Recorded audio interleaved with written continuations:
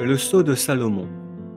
Puissance confiée au fils de David, pouvoir donné contre les démons et les succubes.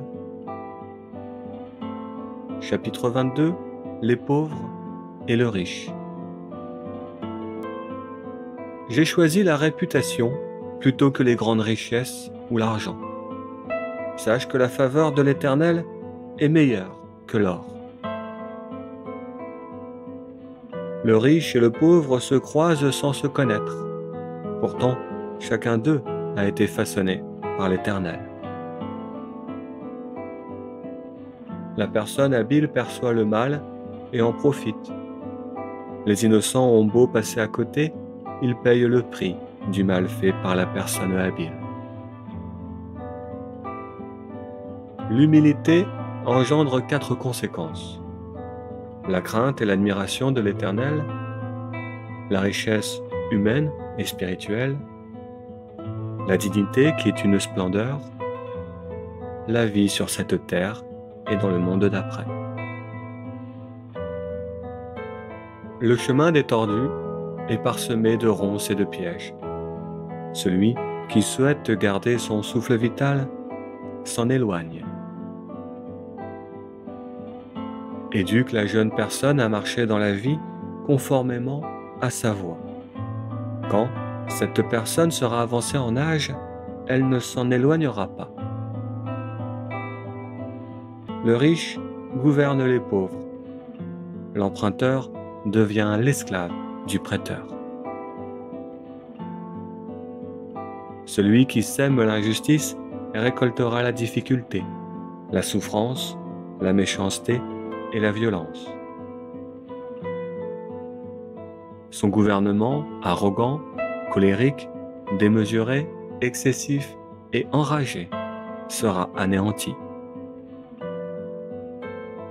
Celui qui a le regard doux et bienveillant sera béni, parce qu'il partage sa nourriture avec le faible. Sépare-toi du moqueur, et la dispute, le conflit et la discorde s'en iront avec lui. Puis, une fois qu'il sera parti, le jugement des moqueurs et le sentiment de honte de celui dont il se moquait s'arrêtera.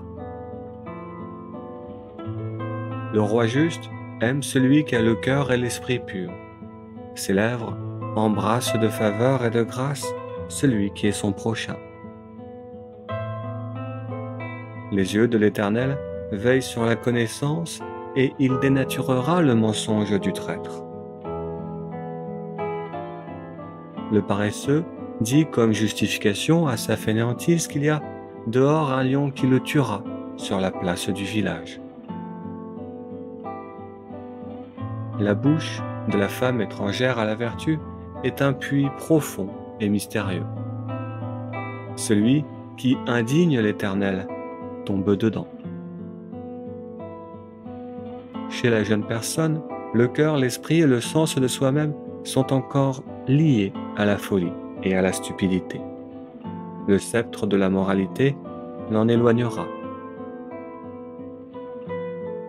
Le fort surexploite le faible. Il multiplie les gains pour lui.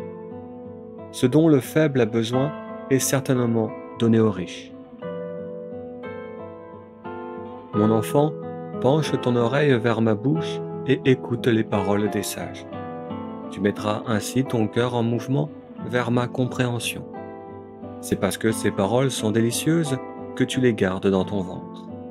Ensemble, nous les élèverons au-dessus de ton bavardage. Mon enfant, être dans les mains de l'Éternel, voilà ton refuge.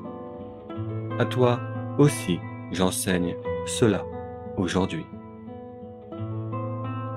N'ai-je pas écrit pour toi conseil et savoir? N'ai-je pas écrit pour t'enseigner la vérité? N'ai-je pas écrit pour t'enseigner à peser justement? Mon enfant, n'ai-je pas écrit pour t'enseigner de répondre par la vérité à celui qui t'envoie et te commande? Alors, ne vole pas le faible parce que lui est faible et toi fort. N'écrase pas le pauvre sous un taux d'intérêt usurier. Car l'Éternel est opposé à la querelle, et il a volé la vie à ceux qui volent les faibles et les pauvres. Alors, ne pâture pas dans les champs de Baal, le faux Dieu, et ne traîne pas avec les personnes qui brûlent, de peur que tu n'apprennes leur manière, de peur que Baal ne piège ton âme. Alors, mon enfant, ne deviens pas une personne qui a les mains liées par un engagement trop lourd, car si tu n'as pas de quoi payer, il saisira jusqu'au lit sur lequel tu te couches. Mon enfant, n'efface pas les limites que tes pères ont instaurées pour l'éternité. Prends conscience que celui qui est rapide dans son travail est convoqué devant les rois de ce monde, et que les ténébreux ont les plus grandes difficultés pour le convoquer devant eux.